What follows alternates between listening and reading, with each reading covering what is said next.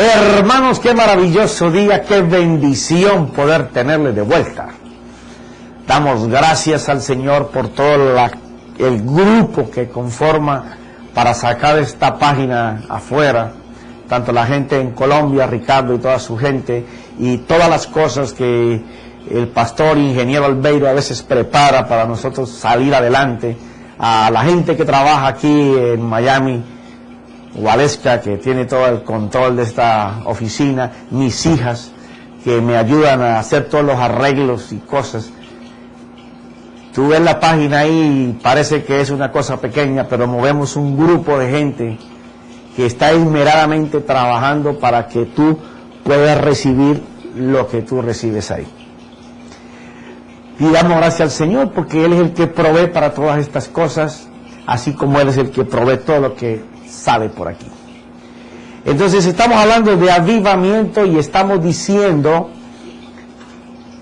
que el avivamiento, tú no hay un camino para ir, tú no puedes buscar un sendero, un proyecto, una estrategia para llegar a un avivamiento. Profeta, ¿y qué es un avivamiento? Bueno, un avivamiento es algo que Dios por su Espíritu comienza a colocar en todas las personas, un sentir impresionante de correr a buscar a Dios para arrepentirse. Es aquel mover donde la gente en los griles, en las tabernas, en las calles, en el mercado, en todos los lugares, comienza a sentir ese deseo impresionante de buscar al Señor. Eso no hay manera que tú lo busques, lo puedes provocar. Ejemplo, Dios para sacudir esta nación ha hecho acontecimientos en donde 300 millones de personas salen a buscar las iglesias porque se sienten que están en pecado y que está cayendo juicio. Hablo de mi país, aquí en Estados Unidos. Cuando el 9/11 pasó eso, las iglesias se llenaban. La gente sentía que llegó a juicio del Señor. Eso fue en septiembre. Ya en diciembre se habían olvidado.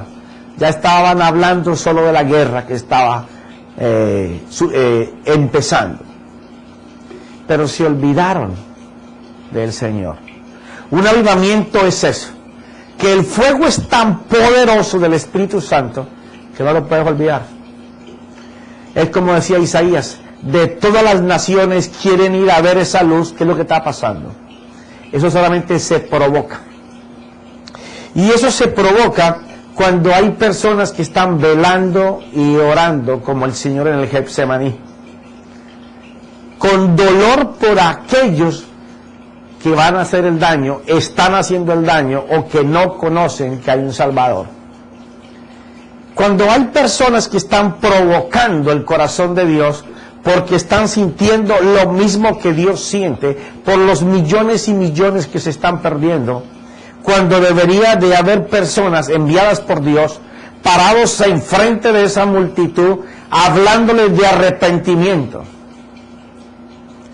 Sí, pero es que, profeta, esto es por gracia, ya Dios vio lo que hiciera perder y no podemos hacer nada. Sí, Él ya miró que se están perdiendo porque no hemos hecho nada y se van a seguir perdiendo. Por eso es que es más difícil provocar el avivamiento y más fácil que se sigan perdiendo, porque no hay quienes tengan el sentir del dolor que tiene Dios, primero por sus hijos, la iglesia, que en vez de estar parados enfrente de la multitud que se está perdiendo, hablándoles del plan de salvación, estamos abutacados cómodamente en nuestras casas, con nuestros vehículos, con nuestras cosas solucionadas, y nos olvidamos de los que están caminando hacia el lago de fuego. Un avivamiento es buscar aquello que es el principio de lo que Dios quiere. No es buscar a Dios solamente por tener números, no es buscar a Dios por tener el templo más grande, no es buscar a Dios por milagros y por señales.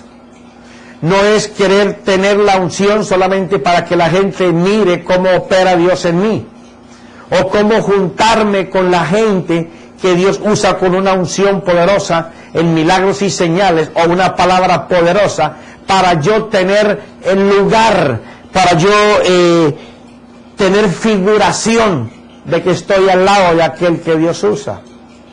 No se trata de figurar o tratar solamente de alcanzar ser usado por Dios con poder, con señales y con milagros. No, es algo más que eso. Y eso es lo que Dios va a derramar en este tiempo. Es aquel gran apetito porque Dios pueda hacer las cosas por las cuales fue a la cruz. ¿O te has preguntado acaso qué fue lo que motivó a Dios que siendo Dios, teniendo quien le sirviera por ejércitos en el cielo, hubiera decidido Él hacer un plan para dejar todo lo que Él es, venir a la tierra, anunciarse de que vendría por años y años, tratar con el hombre para prepararlo para que se arrepintiera, presentarse en la escena profética del tiempo que había determinado, enseñarle al hombre el plan por el cual vino, los principios por los que tenía que vivir, ir a la cruz para que nosotros pudiéramos conocer su propósito. ¿Te has preguntado tú acaso cuál es el deseo y el anhelo del corazón de Dios por el cual hizo ese plan para salvarnos? ¿O todos los días estamos solo preguntando cuándo nos va a resolver los problemas que tenemos aquí? Y no miramos qué fue lo que motivó a nuestro Dios, con qué amor y compasión Él nos miró, que se creó un plan después de que el hombre falló y que Él vio que iba a fallar y antes de haberlo creado ya había hecho el plan para venir a rescatarlo de vuelta. ¿Te has preguntado acaso el para qué tú naciste? ¿El para qué tú tienes dones y talentos? ¿El para qué tú vives como vives? ¿O para qué tú quieres que Dios haga en ti si tú no quieres vivir conforme Dios colocó en su mente su anhelo, el deseo del corazón de Dios para con tu vida? ¿Te lo has preguntado? Por falta de esas preguntas que nos cuestionarían, ¿para qué Dios me creó? ¿Para qué Dios me dio estos talentos? ¿Para qué yo tengo estos dones? ¿Qué es lo que Dios piensa que yo haga? ¿Cuál es el pensamiento en que Dios quiere que yo esté continuamente meditando? ¿Qué es la idea que Dios quiere que yo tenga? ¿Qué es lo que Dios quiere que yo haga? ¿Hacia dónde tengo que ir? ¿Qué tengo que hacer? Y cuando nos comenzamos a colocar todos estos por qué, y reflexionamos y meditamos sobre cada uno de ellos, no necesitarás más teología. Porque la luz de Dios anda buscando obreros, no estrellas, que deseen conocer el pensamiento, el anhelo, el deseo, el por el cual Él dejó su trono y vino aquí a la tierra. Y te lo hace conocer.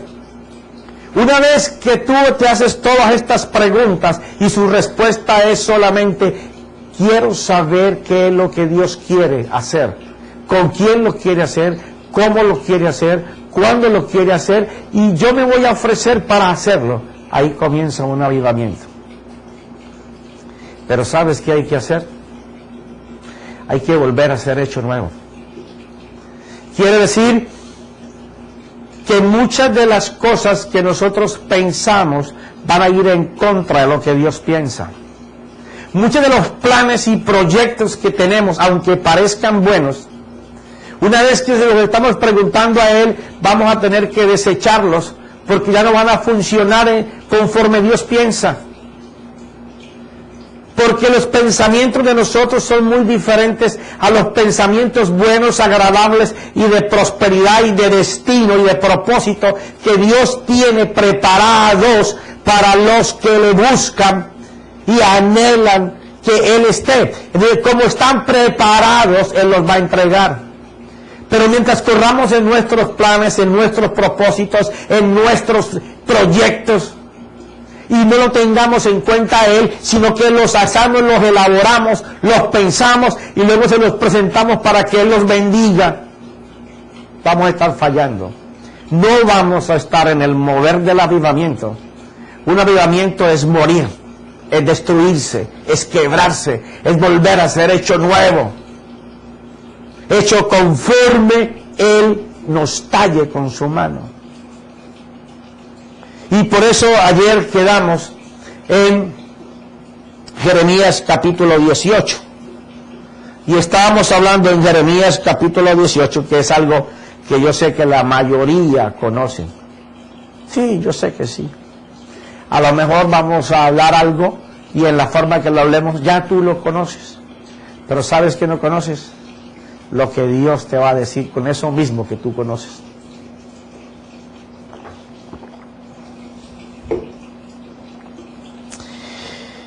Dice que vino palabra a Jeremías de parte del Señor y le dijo algo que ayer ya hablamos, o ayer, yo digo ayer porque lo hicimos ayer, pero para ti va a ser el capítulo anterior.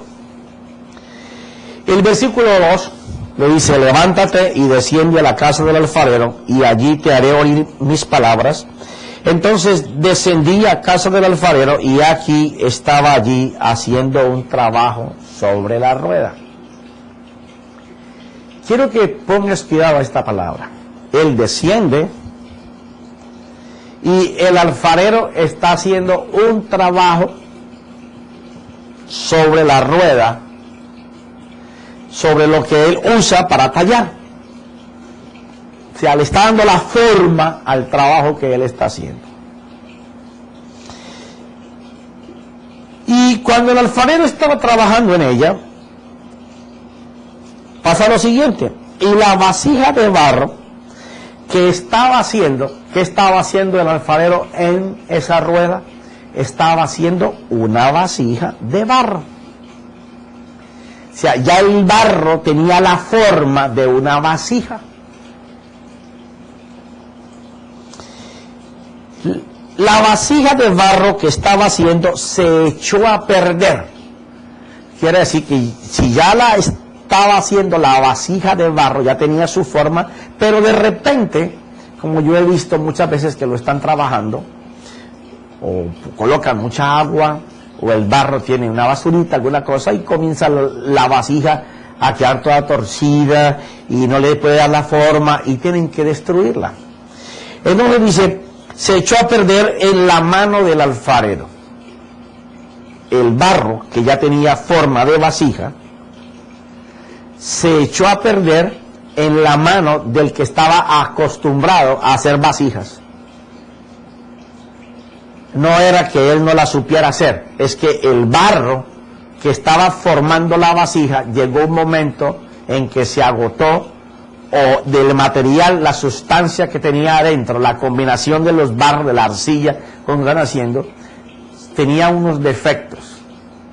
Había adquirido, se había contaminado de basuras o tierras diferentes a lo que se necesitaba en la arcilla para producirla, y cuando ya estaba tomando la forma que tenía que sostenerse por sí mismo, en su propia naturaleza, en la que había adquirido,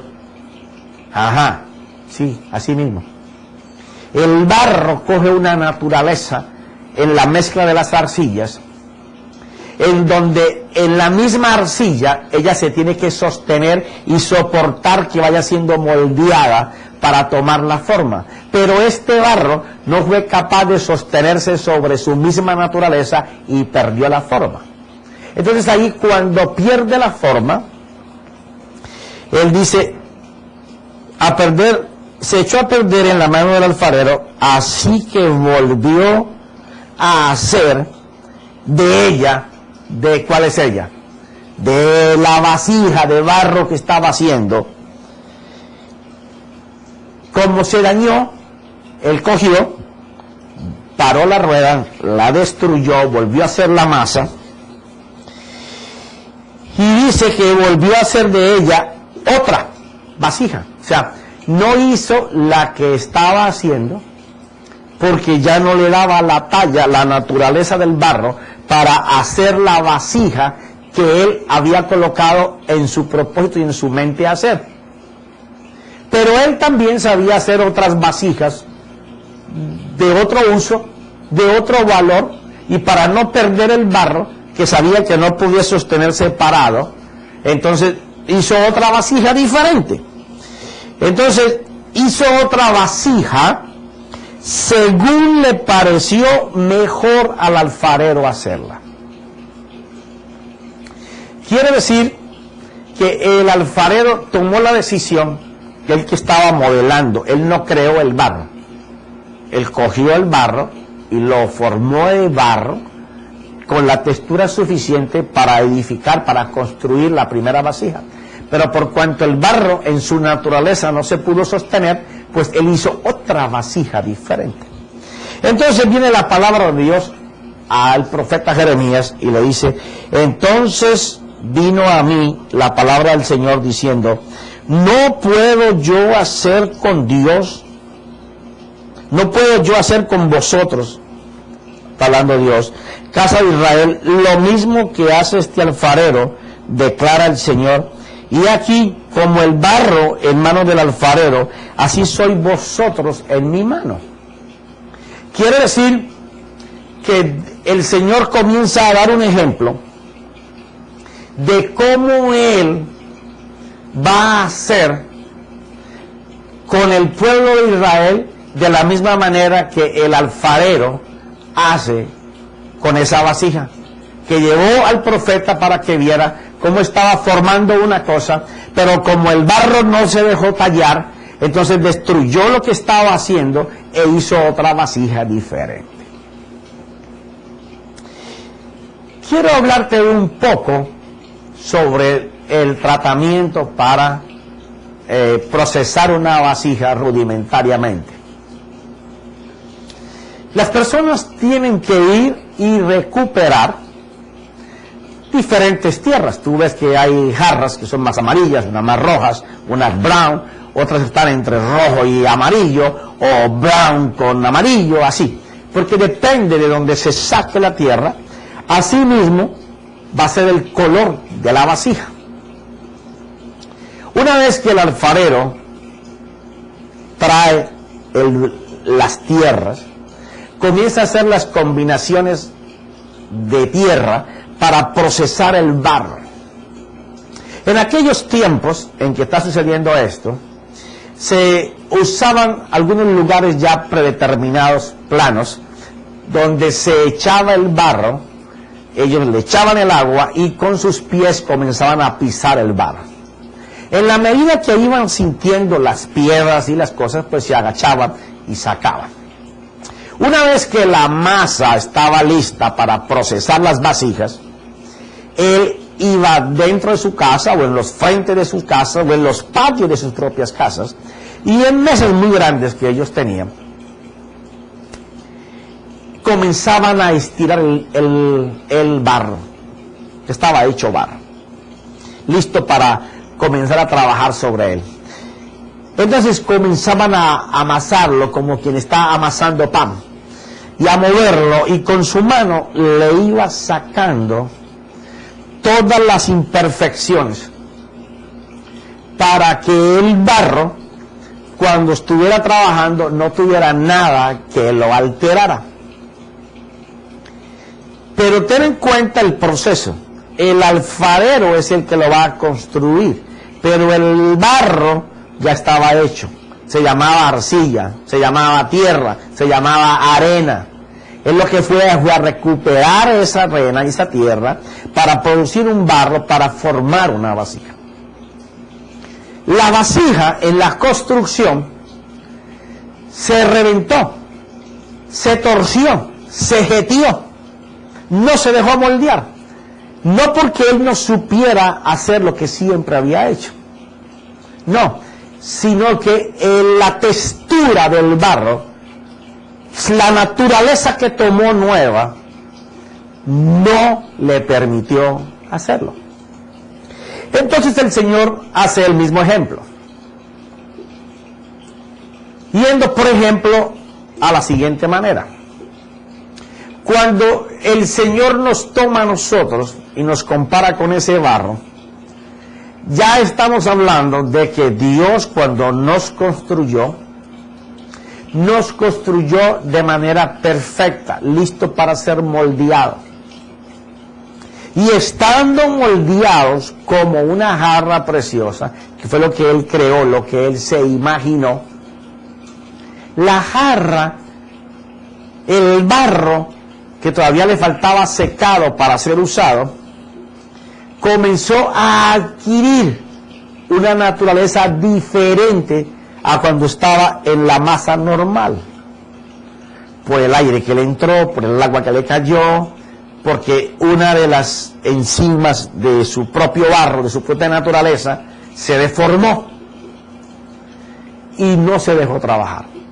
Entonces el Señor dice lo siguiente: el Señor se va a colocar a hacer el trabajo del alfarero. Entonces aquí tengo un pequeño ejemplo en donde esta jarra, que es bien bonita, yo le tomo a mi señora todas las cosas. Cada vez que necesito un ejemplo ando con ella buscando, y como aquí en mi casa mi hijo y ella pintan y hacen arte, pues les mantengo esculcando todas las cosas para hacer los ejemplos. Es una vasija bien bonita, decoradita, pintada, con una tapita preciosa. Tú la puedes mirar ahí, ¿verdad? Ok.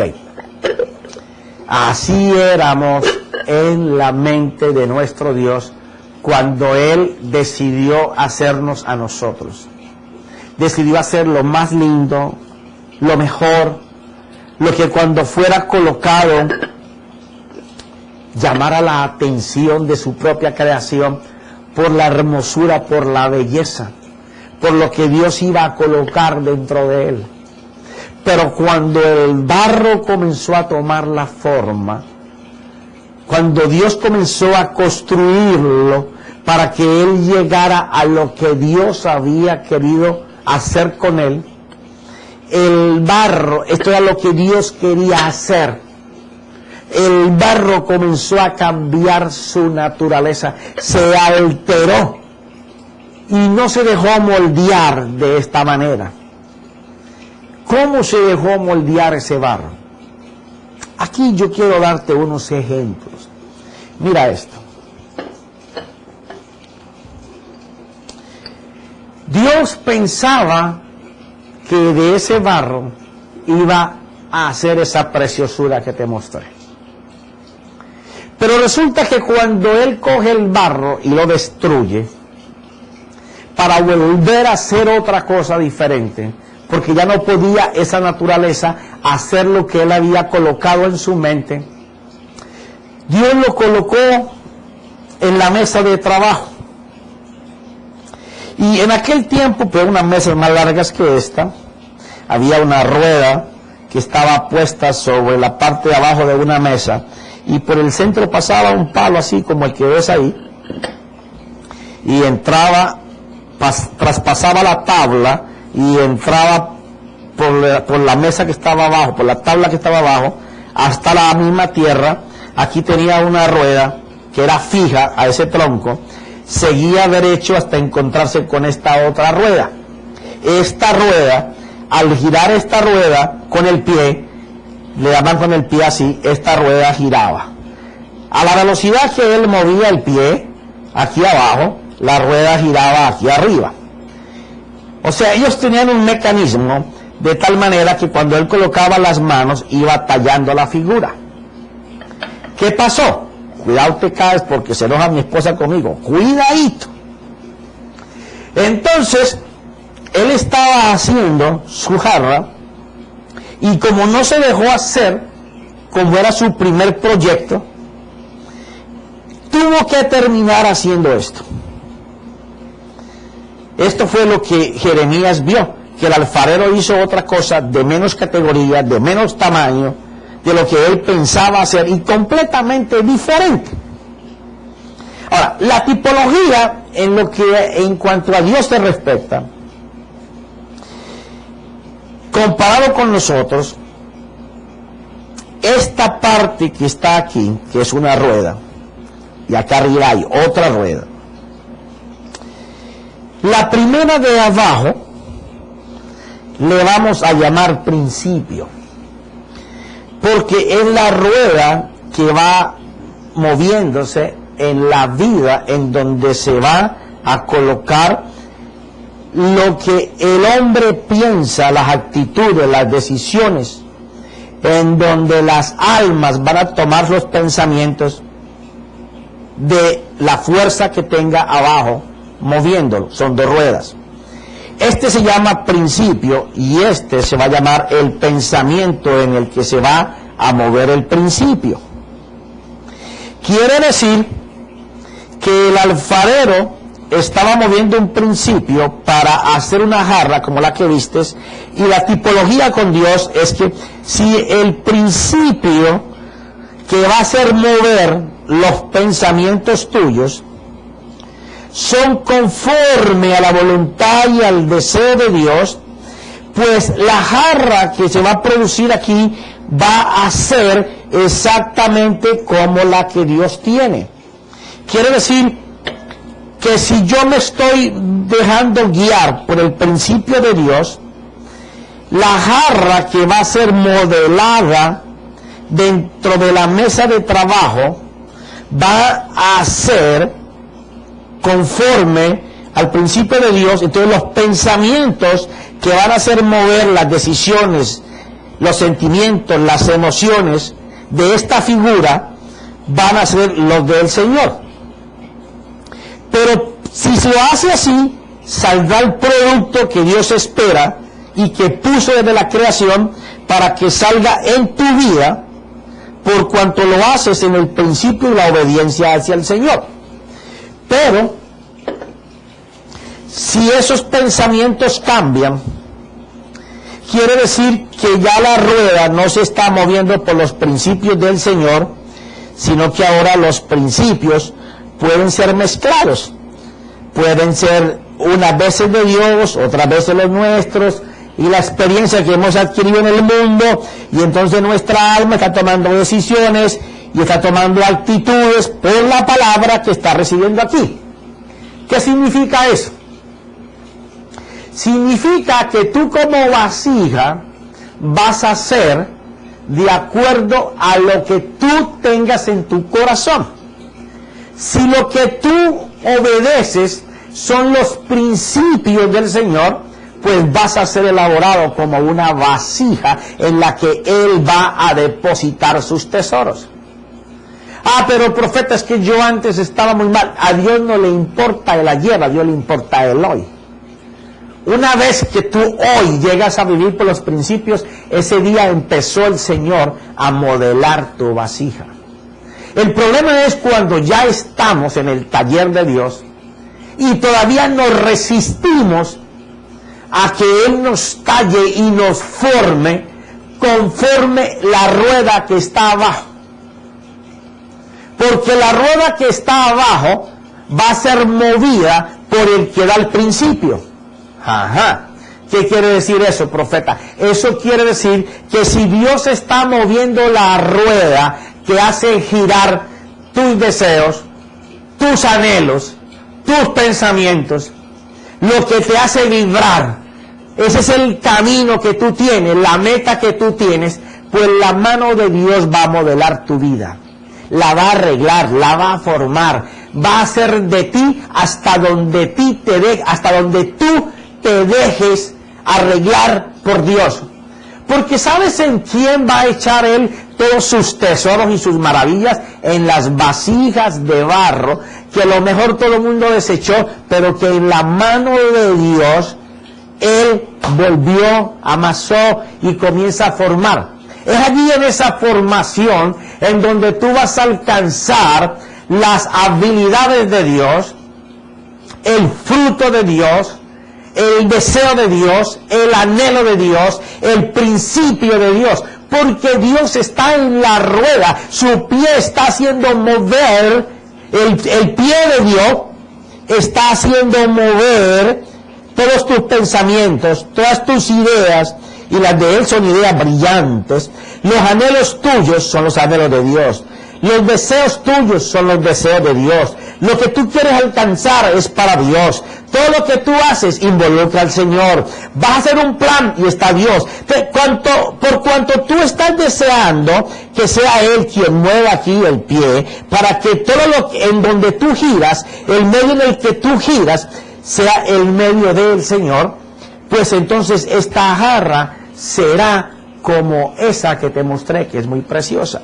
Pero por cuanto Dios mueve la rueda y comienza a formarte, pero tú le dices al Señor, Señor, quítate. Yo no quiero que estés. Ahí yo no quiero que tú estés. Entonces el Señor se retira. ¿Tú sabes quién va a mover la rueda ahora? Un pensamiento y un principio que no va a llevar a pensar bien. Entonces, Dios, como eres su hijo, ahora de esa preciosura que Él pensaba hacer, va a tener que volver a desbaratar tu masa, y ahí es cuando tú puedes coger una forma. Es bonita. Su uso es menor que el otro. Es un salerito. Puede ser para echar pimienta, cominos, cualquier cosa para darle condimento a algo. O simplemente puede estar como esta por años, vacía, colocada en un escaparate. Porque hay otras que son más preciosas y hay otras que a mi esposa le gusta más.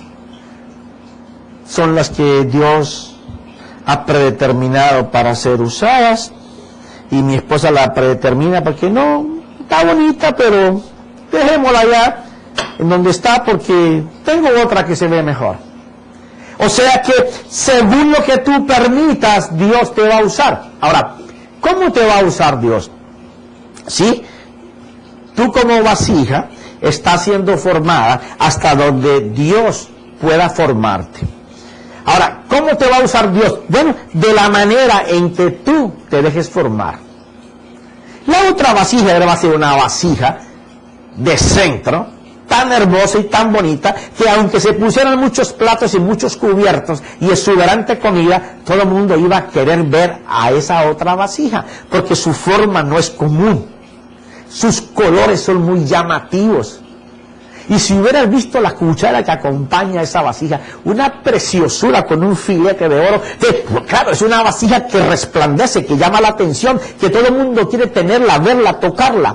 Porque esa es la vasija que representa el que es hecho por Dios. Completamente que se entrega. Pero este estaba entre dos pensamientos. Un día quería hacer la voluntad de Dios, otro no. Antes debería de estar agradecido con Dios que hizo algo. No todo el mundo se va a fijar en él, pero es algo.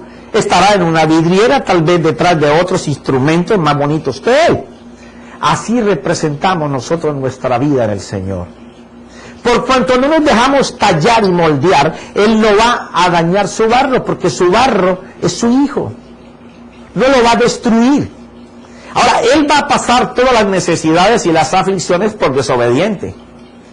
Porque es conforme tú te dejes tallar que te van a usar. Bueno, habrá mucha gente que ahora con la cuestión de la presión que está muy alta, pues no van a querer comer mucha sal. Quiere decir que, aunque sirve para sazonar, vas a estar en muchas partes quietecito y sin usar. Y eso te agradece que te saqué hoy de una vidriera donde has estado como 12 años guardado. Así mismo es la vida de nosotros, donde nos dejamos usar por el Señor solamente de chispazo, de vez en cuando, guardados en un estante en donde nadie nos ve, que se llama el mundo, mientras en el mundo la gente desea ver algo de Dios. Tú estás así, por allá en una vidriera guardado, escondido, esperando a ver un momento, un detalle en tu vida para con Dios. Pero esto no fue lo que Dios quiso hacer. Dios quiso hacer esa preciosura que yo te mostré. Dios quería que tú estuvieras a la altura de algo mucho más precioso, de algo mucho más bello, que todo el mundo quisiera mirar qué es esto, por qué estas formas, y qué lindo, cómo se mira, cómo se ve. Dios quería esto.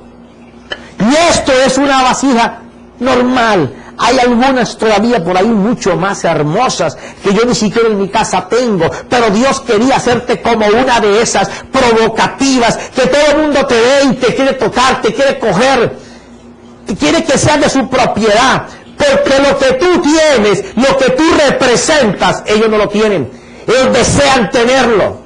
Así como un coleccionista paga toda su vida por tener algo, así deberíamos de ser nosotros en el mundo, donde todos quisieran estar cerca de nosotros, porque lo que nosotros tenemos, ellos no lo tienen, porque la vida que nos damos, ellas no la viven. Pero nos pasamos la vida así,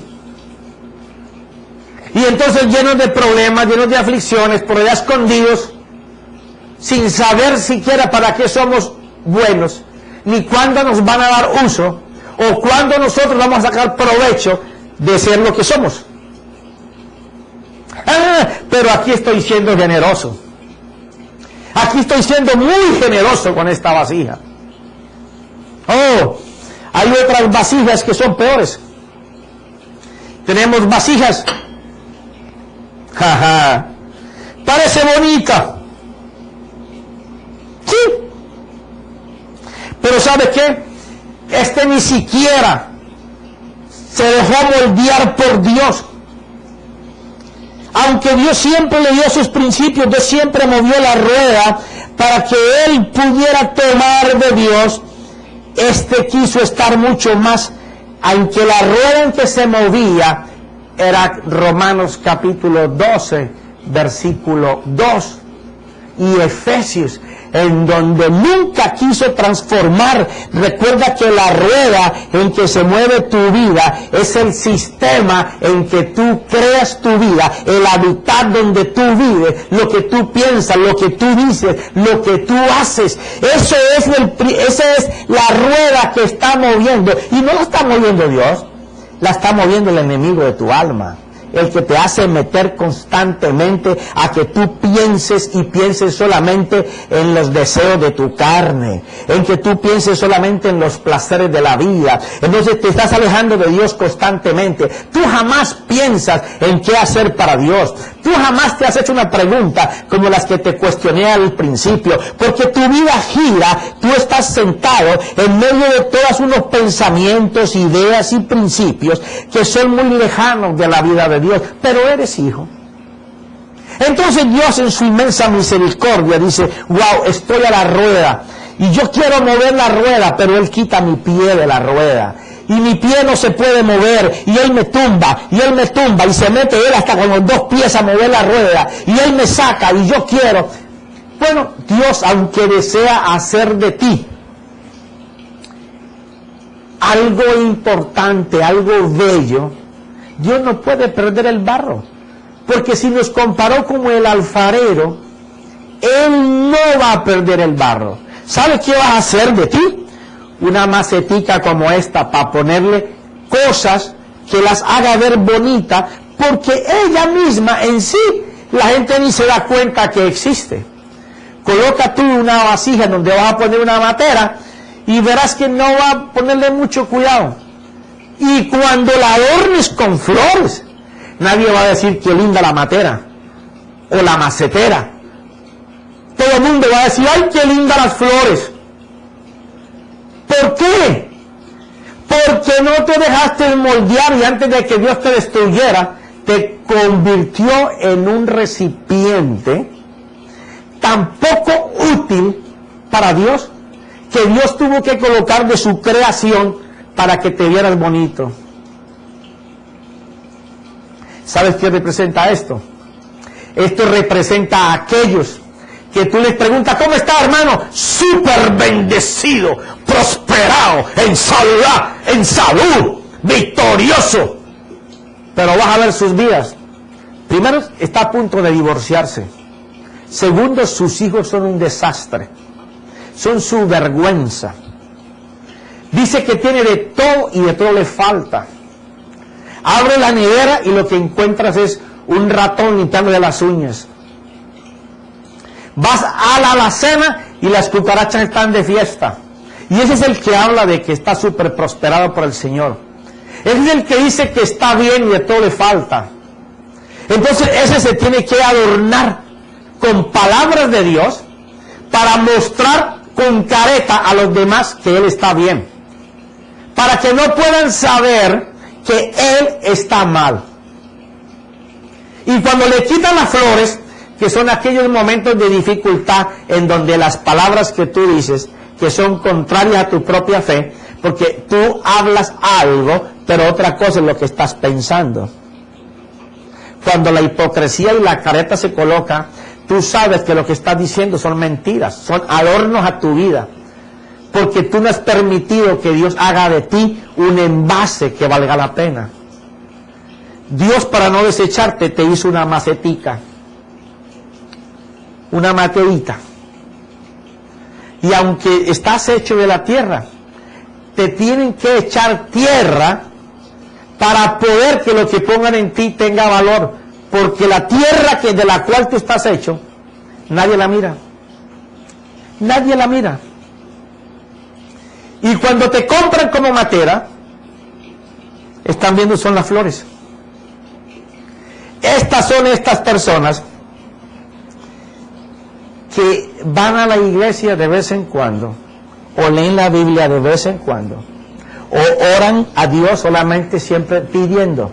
Nunca oran a Dios mirando qué es el propósito del Señor. Y aunque el pie parece que lo moviera Dios, Dios no está en el asunto. Eso lo están moviendo ellos. Ellos mismos se echan las historietas y ellos mismos se las creen. Son como aquel que forma un equipo de fútbol y él es los 11 jugadores.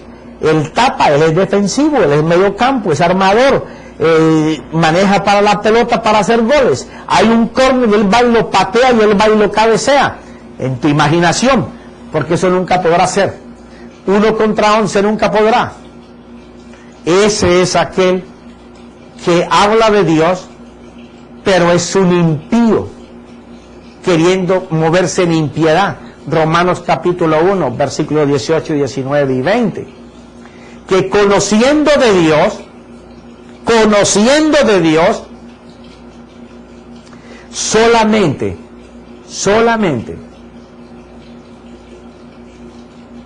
se mueve en impiedad. Profeta, ¿qué es impiedad? Impiedad quiere decir que tú, conociendo de Dios, caminas, actúas y piensas como un impío. Entonces no le da la oportunidad a Dios de desbaratar esa vasija y que Dios la vuelva a hacer conforme a su idea inicial. Pero tengo algo para ti. Sí se puede cambiar. Una entrega total y voluntaria al Señor va a permitir que tú puedas ser moldeado por la mano de Dios, y como el profeta Jeremías lo pudo ver, como se lo enseñó el Señor puede volver a quebrar esa jarra y volverla a ser completamente diferente. Porque ahora en el siguiente clip vamos a hablar de hermanos en la iglesia que ni siquiera a maceta llegan. Así que no te duela y no lo apagues. Desafíate, porque Dios tiene un desafío para ti hoy. Padre, gracias en el nombre de Jesús, y Espíritu Santo, gracias, gracias. Amén y amén.